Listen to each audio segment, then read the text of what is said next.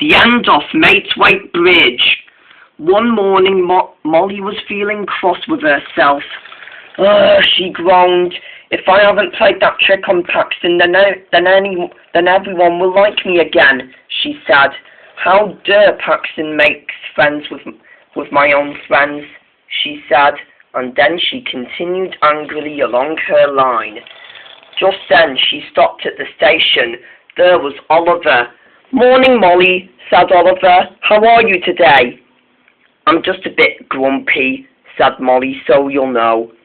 I see, said Oliver. About what? About how I shouldn't have played tricks on Paxton in the first place, she said. I know I've not been very nice to him all day, she said, but nah, never mind. I know how you feel, said Oliver. I know you want us to like you again, and I know you shouldn't have played tricks on Paxton, said Oliver, but that was still your opinion. Yeah, I know that, said Molly. Just then, the guard's whistle blew. Oh, that's my guard, Molly, said Oliver. I must go. The passengers must not be late. Goodbye. And Oliver was off.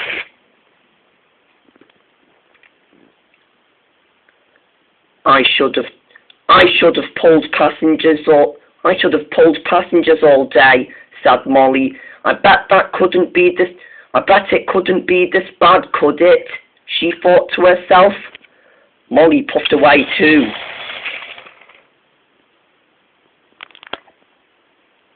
Later that day, Molly was in a siding when Proteus arrived. He had bad news for Molly.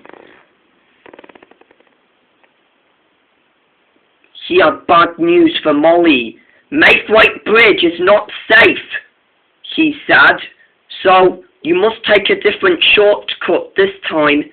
All right, said Molly. What happened to Maithwaite Bridge? It's gonna break, but the working men are still gonna work on it. You must not use it. All right, said Molly. Thank you for warning me. Sure, no problem, said Proteus, and Proteus puffed away. Molly came out of the siding. She was ready to pull a goods train. The goods train she was looking for was right behind her. Molly was coupled to the train, and then she puffed away. Molly's goods train were 2 slate trucks and a dynamite truck. Molly didn't know this. It's a goods train with slate and dynamite today, said her driver. Okay, said Molly, I see. And with that, Molly was off right away. She was ready to continue. I hope I'll do my work just in time, she said. I bet this will teach me a lesson not to play that same trick.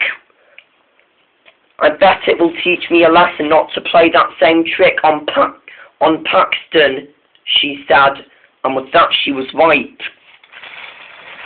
She went up a hill, and suddenly, Molly didn't know that she was at Maithwaite Bridge.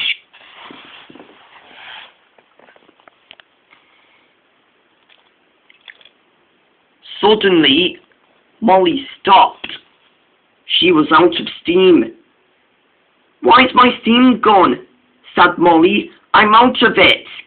Her driver and fireman looked inside her tender. You've run out of water, he said, and now look where we are. Molly didn't know that this bridge was Maithwaite Bridge. Molly was scared. Let's go back, said the trucks. Push her, said the cattle car, and with that, they bumped Molly. Oh, said Molly, what's going on? Her driver ploughed the brakes. Suddenly, they heard something. Bridge timbers fell into the ravine below. The pieces were never to be seen again. Molly was scared. "That must be Maithwaite Bridge," she said. "Help!" Just then,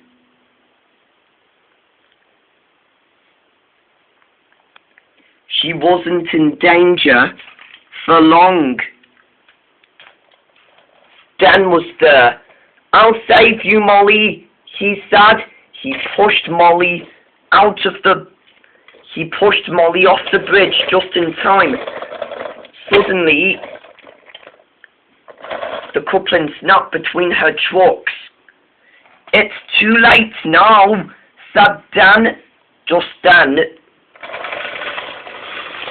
Molly halted to a stop, and then Dan was on his way, pushing the trucks out of his way.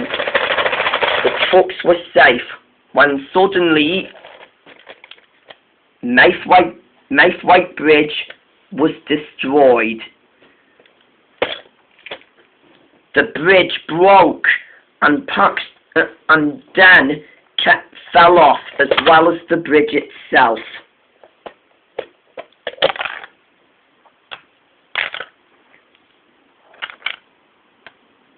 Dan's driver and fireman jumped clear, but Dan was derailed.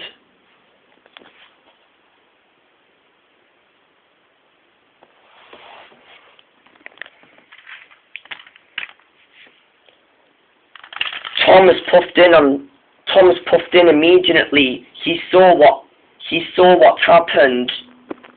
"Help!" said Dan. Thomas felt sorry for Dan. When Molly left, the Fat Controller came to see Dan. "You have been a very brave engine," he said. "As a reward, you will be repainted at the works." Dan smiled. "Thank you, sir," he said. "I hope I'll return." "Yes, indeed," said the Fat Controller. "You were right to save Molly. From now on, we'll repair you first, and then Maithwaite Bridge will be mended once again," he said. "But first, I have to send some cranes to take you back on the tracks." "Thank you, sir," said Dan, and with that, the Fat Controller walked away. And with that, Dan was back on the rails, and Thomas was ready to take Dan to the works. Thomas puffed proudly away with Dan.